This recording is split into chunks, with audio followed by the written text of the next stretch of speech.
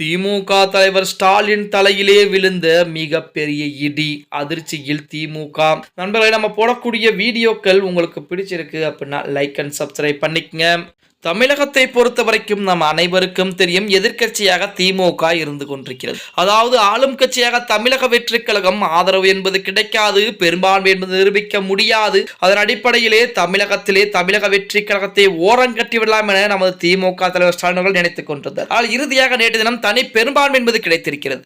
அதற்கு முன்னதாக உதயநிதிகள் பேசக்கூடிய அந்த நேரத்திலும் கூட பார்த்தீங்க அப்படின்னா தமிழக வெற்றிக் கழகத்தின் மீது அடுக்கடுக்கான குற்றச்சாட்டுகளை வைத்திருந்தார். அதாவது தமிழக வெற்றி கழகம் தூய சக்தியா, அடுத்த கட்சியுடைய எம்எல்ஏக்களை தூக்கும் சக்தியா என விமர்சனம் வைத்திருந்தார். முன்னாடியே சோபா போகிறது, பின்னாடியே பாத்தீங்க அப்படின்னா நமது விஜய் அவர்கள் போகிறார். இது புஷ்பா பட பாணியிலே எம்எல்ஏக்களை வளைக்கும் பாணியை நமது விஜய் செய்து கொண்டிருக்கிறார் என உதயநிதியின் மூலமாக குற்றச்சாட்டு முன்வைக்கப்பட்டது.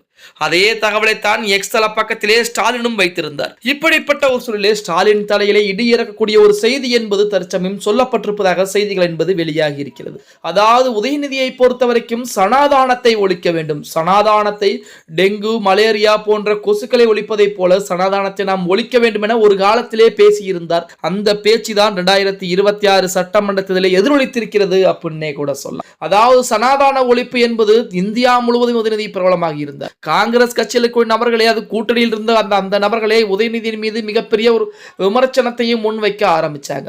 இறுதியாக அதனுடைய வழக்குகள்லாம் இன்று வரைக்கும் போய்கொண்டுதான் இருக்கிறது. இப்படிப்பட்ட ஒரு சூழலில் சனாதானத்தை பேசியதின் விளைவுதான் திமுக இந்த முறை 2ஆம் இடத்திற்கு தள்ளப்பட்டிருக்கிறது. சொந்த தொகுதியிலே ஸ்டாலின் தோல்வியை தழுவிருக்கிறார் என பாஜக அனைவரும் விமர்சிக்கக்கூடிய இந்த வேளையில் நமது உதயநிதி மறுபடியும் சனாதானத்தை ஒழிக்க வேண்டும் என ஆரம்பித்திருக்கிறார்.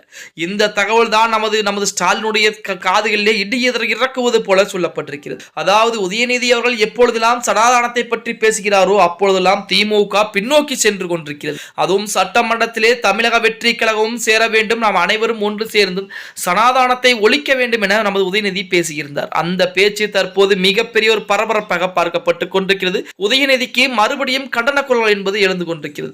ஒரு காலத்திலே காங்கிரஸ் கூட்டணி என்பது இருந்தது, காங்கிரஸ் துணைக்கு இருந்தது. அதன் காரணமாக காங்கிரஸை வைத்து சமாளித்துக் கொண்டார் நமது திமுக தலைவர் நம்ம ஸ்டாலின் அவர்கள். ஆனால் தற்போது காங்கிரசும் கிடையாது. இந்தியா கூட்டணியிலே திமுக இருக்கிறதா இல்லையா அப்படிங்கிறது அடுத்த கட்ட பிரச்சனை என காங்கிரஸ் வெளியேறிவிட்டது.